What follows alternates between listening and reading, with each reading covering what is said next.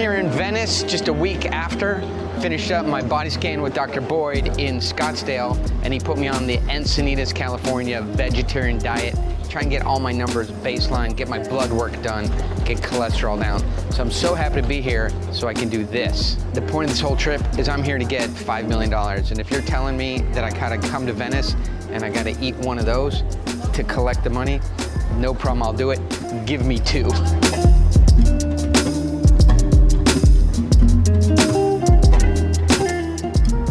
I'm here in Venice, Italy because the deal we're doing has an Italian partner, and they're so important to everything because the culture that we're in is part of the deal, and the period of the Renaissance that is all around us here. And these cities like Venice are living museums. But if you think about the period of history in which the Italian Renaissance occurred, it really formed the culture that we currently value in Western civilization. Figures like Michelangelo, Leonardo da Vinci, Raphael came to light in a period of immense creativity and intellectual breakthroughs in modern way of thinking. And these are the values that we currently have in Western civilization, especially in the United States. And they brewed up and became real in this part of the world during the Renaissance. That is hardcore right there. Protein, pizza with added pizza. I'm here with my good friend Paolo Sarpi here in Venice, but you should know why. As a defender of the liberties of Republican Venice and the proponent of separation of church and state, Sarpi attained fame as the hero of republicanism and free thought, and possible for the first crypto Protestant. His last words, Esto Perpetua, may the Republic live forever. Were recalled by John Adams in 1820 in a letter to Thomas Jefferson, when Adams wished as devoutly as Father Paul for the preservation of our vast American empire and our free institutions, as Sarpi had wished for the preservation of Venice and its own institutions. Welcome. I came here to really emphasize is why we're doing this in partnership with Italy, an Italian-American alliance. Without the art, the creativity, and the aesthetic sense that is a part of culture here that rose from the Renaissance, we cannot provide to the American market the true beauty and aesthetic emotion in the products that they want. This is where that emotion comes from, and I came here today to showcase exactly what they're great at here. In America, we're certainly great at many things, but nothing can duplicate the humanity, the aesthetic, and the art form that comes from right here, Venice, Italy. Hey, so I'm here in Venice, obviously, and lately I've been talking a lot about this American-Italian alliance because many of the things they do here in Italy, the aestheticism, the culturalism, the respect for intellectualism is a way of life for us here in America, and it all sources back here. But in these Italian-American alliances, there's things about America they love as well. Check this out. It doesn't just go one way. They love our filmography and the way we've adapted the art of storytelling to science fiction, to culture, but these are the things that they value about America here in Italy. Blade Runner.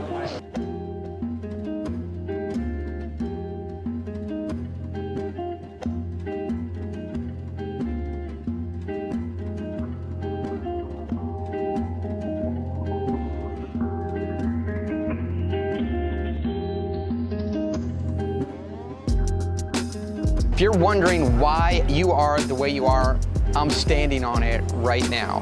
This is Venice, Italy, and American educational institutions where you got a lot of your values and ideas are largely based on the period of time called the Renaissance, when curiosity, individualism, and the self-realization, self-actualization, the desire to blend both aesthetics and performance came together.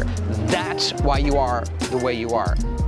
You don't see these values coming out of other areas of the world. Africa, Asia, Eastern Europe, certainly good values there, but the reason you're distinctly American is because you were educated in the ways of the Renaissance. And that is why you are curious, that's why you believe in self-respect, that's why you believe in hard work, and that's why you believe in blending aesthetics with values and ideals. It is the way you are, uniquely American, came from where I'm standing today. One thing I love about coming here, if you think about the market that we're in the United States, the specific market we're in has 3 rules. Is it pretty? Does it perform? And is it a good price? When we're here in Venice, you can see those are not the questions. The questions are, is it pretty? And then everything else is secondary. And that's why everything is so rich, and it's stone and it's deep. And you don't feel like everything's just painted with a veneer of pretty in considerations for performance, price, supply chain, distribution, gross margin, economics. The only question is it pretty? Jeff, put that on my card. That's gonna make a wonderful cereal bowl for Asher's breakfast. Obviously, I'm here in Venice. We're visiting the factory. We get unprecedented access to the equipment that we're buying. I've never seen anything like that.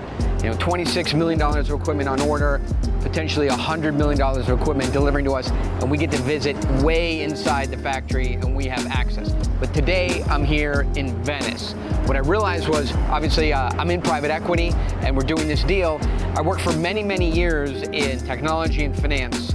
When you work in the United States and you're doing finance and technology in the United States, what you're doing basically is you're helping companies go from 98% to 99%, from 97% round filled or having the money to 98 or 99%. Oh, it's gonna start blasting rain here in a minute. I better hurry up. And then I thought to myself, you know, what did the traders in ancient time, in the 1800s, in the 1400s, in the 1100s do to make money? They went to other cultures and they appropriated something from that culture that was rare and valuable in a different part of the civilization. It could have been silk, could have been grain from Europe going to Asia, silk going from Asia to Europe, art and theater from this part of the world, Italy, to Asia, the United States. If you're gonna have a camera, right, that is gonna come from Nikon, or that's gonna come from Sony, it's gonna come from Japan. If you have a motorcycle, that's gonna come from Italy, or that's gonna come from Japan, you know, to the United States. If you're gonna have something like Harley Davidson, we're gonna export that to other cultures, very valuable. The way you can make big, easy financial returns, high gross margin, have differentiation, and really have a competitive advantage with a product is to take something from another culture and bring it to the culture in that is very highly valued, very unique and rare, and that's what we're doing. Like, I have to travel, we have to spend money, we have to spend time, be away from our family. This is a real thing. This is not something you could do from your computer. It's not something you can order up on the internet. It's not a deal you can do by phone. It's not a deal that you're gonna do by email. It means leaving your home, the town you're in, the country you're from, going to another country and looking for that technology. Now, in terms of technologies, if you're looking for robotics, if you're looking for automotive, that's going to come from Japan. That's what they're great at, is robotics. Even America imported the Kaizen techniques from Toyota in order to get Ford and GM working. If you're going to look for very high precision technologies, those come from Germany. If you're going to look for technologies that are defense related, those are US technologies. Technologies, industrial technologies that come from Italy largely relate to precision manufacturing of aesthetic or bespoke items. So, for example, in the US we manufacture tanks and airplanes, but if you're looking very specifically for the helicopter blades that go on a Sikorsky battlecopter, that comes from Italy. Obviously, I'm not big enough, I don't have the range, the money, or even the experience to do Sikorsky helicopters, but I do have the range to do manufacturing technologies. High precision manufacturing technologies for the American market, American aesthetic, where you can take the technology from Italy, bring it to the United States, and make incredible products, high gross margin. That's what we're doing here. And the great spin-off benefit is we have to do it in Venice, Italy, because that's where this technology is. That's where the company is. We're literally forced to be in here. So I think about the man who was watching TV. His dog was barking, so he took his beer can and threw it at his dog, missed, hit his mother-in-law, and said, not so bad after all. By that I mean, if you have to travel and you have to do business overseas, well, we're not in deepest, darkest, roughest place in the world. get to do it in Venice, Italy, not so bad after all.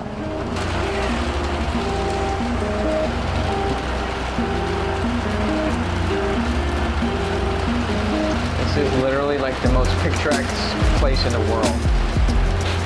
It's like this Grand Canal.